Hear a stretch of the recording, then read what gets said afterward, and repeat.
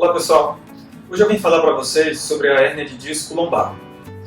Para a gente falar sobre isso, eu elaborei um conjunto de tópicos onde a gente vai poder conversar sobre cada um deles e você vai poder entender um pouquinho mais sobre essa doença.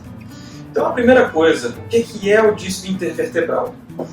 Aqui nesse modelinho que a gente tem da coluna, a gente sabe que o disco intervertebral é justamente aquela camada cartilaginosa que protege as duas vértebras, né? Todas as nossas vértebras, entre elas, tem um disco intervertebral, só não as do sacro, que é essa região mais posterior de trás aqui da lombar, mas todas elas acabam sendo protegidas aí pelo disco intervertebral, que nada mais é do que uma camada cartilaginosa com um núcleo mais amolecido, que a gente chama de núcleo pulposo. E aí, por que o disco então pode sair do lugar? A verdade é que muitas vezes a gente vai fazendo sobrecarga de peso por uma postura inadequada, por um excesso de peso do nosso próprio corpo, ou por um excesso de peso que a gente carrega aí durante a vida, e acaba que esse disco se torna pressionado e uma parte desse disco pode sair. Aqui está representado em vermelhinho, e quando esse disco sai da localização dele, ele pode então comprimir a raiz nervosa, que vai formar os nossos nervos sensitivos e motores, ou pode até comprimir a medula, o que seria um quadro ainda mais grave. Tá? Quais são os sintomas que essa hérnia de disco poderia causar? E aí são vários, né? A gente pode ter sintomas desde aquela dor na lombar que irradia para as pernas, no caso de hérnia de disco lombar, ou aquela dor cervical que irradia para os braços, no caso da hérnia de disco cervical. Já nas hérnias de disco torácicas, o quadro clínico ele é mais exuberante, porque acaba comprimindo ali, pode comprimir a medula em si e gerar aí uma fraqueza generalizada ali daquele nível para baixo. Tá? Muita gente me pergunta, será que eu posso fazer algum tipo de exercício se eu tenho hérnia de disco? E a resposta para isso é que sim.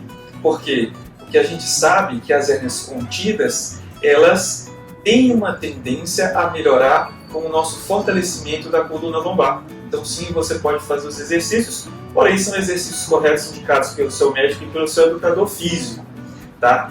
No caso já das hérnias extrusas, que são aquelas hérnias onde o núcleo pulposo sai totalmente ali, daquela região que fica entre as vértebras, já não é indicado fazer exercício, pois isso pode se movimentar ainda mais e levar a um quadro clínico ainda mais exuberante. Tá? E uma vez que eu diagnostico a hérnia de disco, qual é o tipo de tratamento? E aí, muitas pessoas têm um conceito equivocado sobre isso, no qual a maioria das hérnias de disco necessita de uma cirurgia reparadora para retirar essa hérnia. E na verdade não é bem assim. A gente sabe que até 95% das hérnias de disco podem regredir espontaneamente com a perda de peso, com os exercícios físicos, com uma mudança na sua postura, com a mudança nos seus hábitos de vida e a forma com que você faz os seus serviços de casa.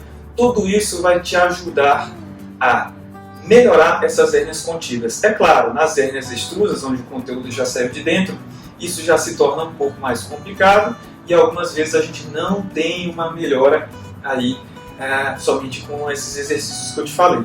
Mas eu diria aí que em torno de 5% das hérnias de disco somente que vão necessitar de algum tipo de cirurgia. Tá?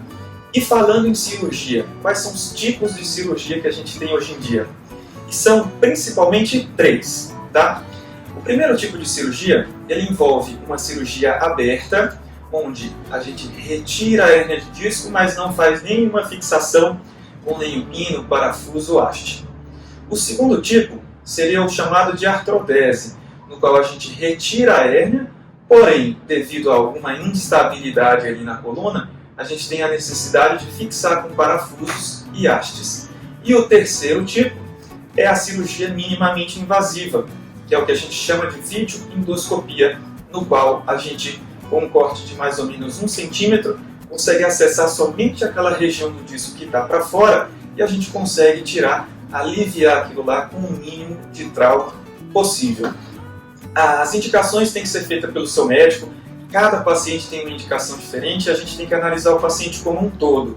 Não são todos os pacientes que são elegíveis para cirurgia por vídeo, Porém, hoje em dia, acredito que a grande maioria pode sim ser tratado dessa forma, com um mínimo de lesão traumática na coluna, com uma recuperação muito mais rápida das atividades.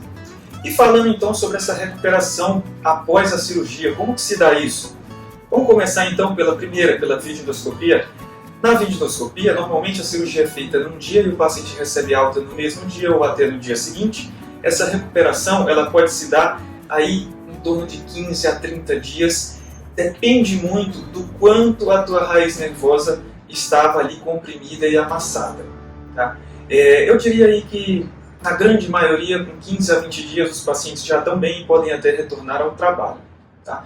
No caso da artrodese e da cirurgia aberta, a recuperação já é um pouco mais lenta, porque o corte é maior, o afastamento muscular também é maior e essa cicatrização, por consequência, também vai ser um pouco maior. Eu diria aí que de 30 a 60 dias para ter uma recuperação mais eficaz. Tá? É importante dizer que nas técnicas onde a gente não fixa, não tem parafusos ou hastes, a gente mantém ali toda a sua movimentação da coluna e você deverá ter praticamente uma vida normal no pós-operatório.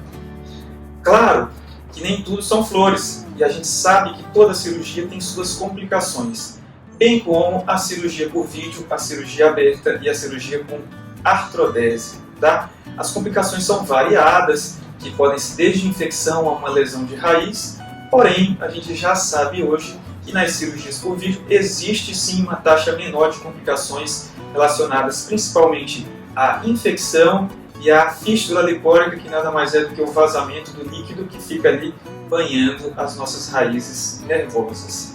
Tá? Considerando esses principais tópicos, é importante sempre que você passe no seu médico para fazer uma avaliação, para que ele veja teus exames de imagem e possa indicar o melhor tratamento e o mais adequado. Cada pessoa tem sintomas diferentes, tem um nível de compressão diferente e, consequentemente, o tratamento também deverá ser diferente e individualizado. Espero que você tenha gostado das explicações. Se precisar de mais alguma dúvida, entra lá no meu site, www.mateustomazneuro.com.br, que você vai ter muitas explicações sobre diversas doenças. Tá legal? Obrigado!